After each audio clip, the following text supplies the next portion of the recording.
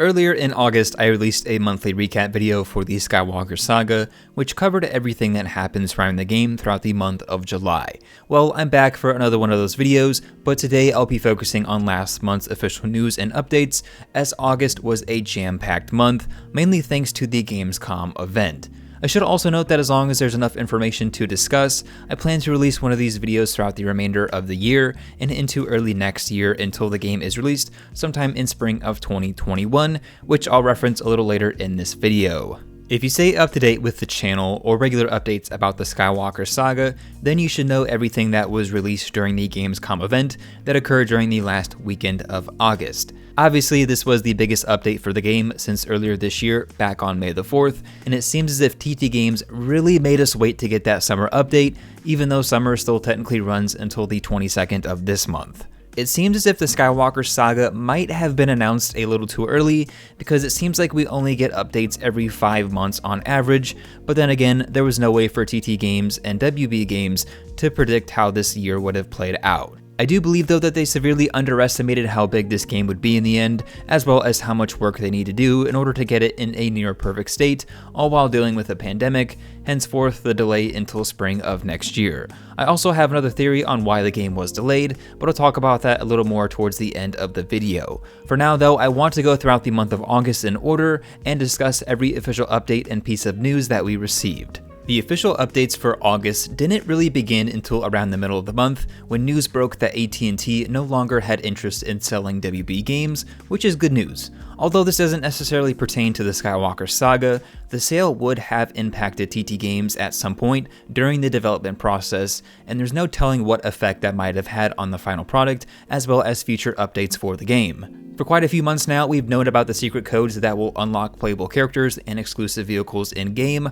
but luckily in August we found out that the codes will be standard, meaning non-exclusive, and will act as cheat codes like in previous LEGO games. Now, most of the codes ended up being revealed by other YouTubers and people online that found the sets early, and then leaked, or I guess in this case, just shared them online. We also found out that the 2020 LEGO Star Wars calendar will now unlock 2 characters instead of just 1. Those figures include the Snow Gong droid unlocked through the code Life Day and Holiday Vader unlocked through Worsher. This year's advent calendar is a direct tie-in into the new LEGO Star Wars Holiday Special, releasing on Disney Plus on Tuesday, November 17th. There hasn't been any confirmation whether the special and the Skywalker Saga will have any connection other than through the advent calendar, but it's known that both projects will be focusing on all timelines throughout the 3 trilogies. Finally, the last secret code revealed was for the Razor Crest, which is unlockable through Arvala 7. As of now, these are the only codes that we have received for the game, but since it has been delayed until next year, there's always a possibility that we could see more codes make their way into LEGO sets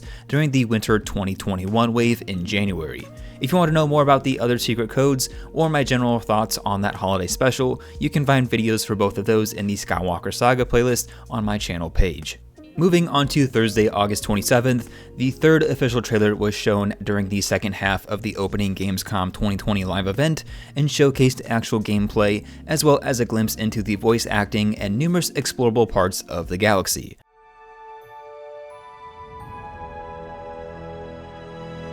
The Force will be with you, always.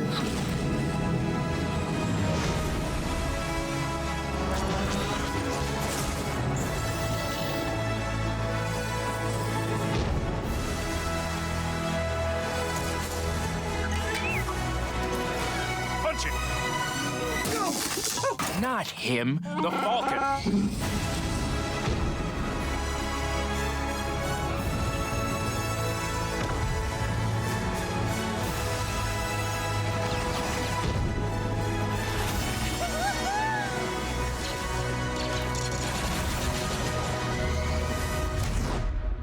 Although this trailer was beyond what many people had hoped it would be, it did come with an unfortunate news of the delay, which honestly wasn't that surprising to myself, considering Squadrons is releasing early next month, and that the speculative release date of October 20th wouldn't have given the game much time for marketing. I also have to note that the trailer wasn't that perfect, and there were some overall lag in select portions, as well as placeholder characters, such as the Phase 2 clones on Mustafar instead of the Shock Troopers, or the Phase 1 clones on Utapau during the General Grievous boss fight. So even though there has been some major progress on the game, it's still clearly in development at this point, which is good news honestly. There were also some rumors floating around a few weeks back that the game may be finished due to an updated code on Steam, but I highly doubt that this is the case based on this evidence. Talking about the delay further, it is more than likely attributed to the pandemic, which also makes sense as to why the developers or marketing hasn't really mentioned anything regarding the game outside of their standard NDA agreements.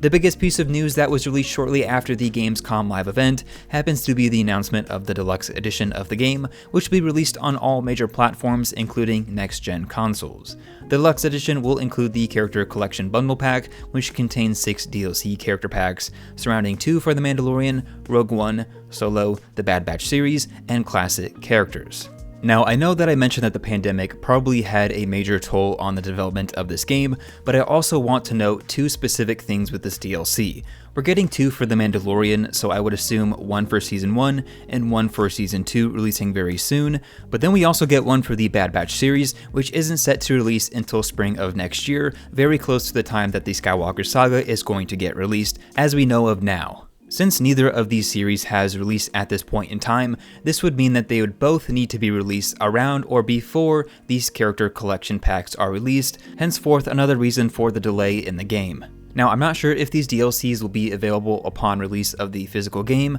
or if you'll have to wait a certain amount of time to redeem those codes, but nonetheless, this is another possibility of why the game may have been delayed. Now, unfortunately, this update specifically states character packs, so I'm not sure if new levels and planets will be introduced this way, or will be included in the base game already. The Deluxe Edition also includes an exclusive Blue Milk Luke Skywalker minifigure, and if you want to learn more about where to pre-order or what further bonuses you may receive, I have more of those videos on the channel as well. Once again, I have several affiliate links down below in the description if you want to pre-order, and by doing so, you'll also help to support the channel. Now, we could expect another several month gap until we get the next update, which would push it to releasing sometime very late this year or early next year, but in full honesty, I don't expect the marketing for this game to drastically increase until several months before release, so early next year is when we should begin to see more regularly consistent updates and social media posts about the Skywalker Saga. In the meantime though, if you want to stay up to date on everything else related to the Skywalker Saga,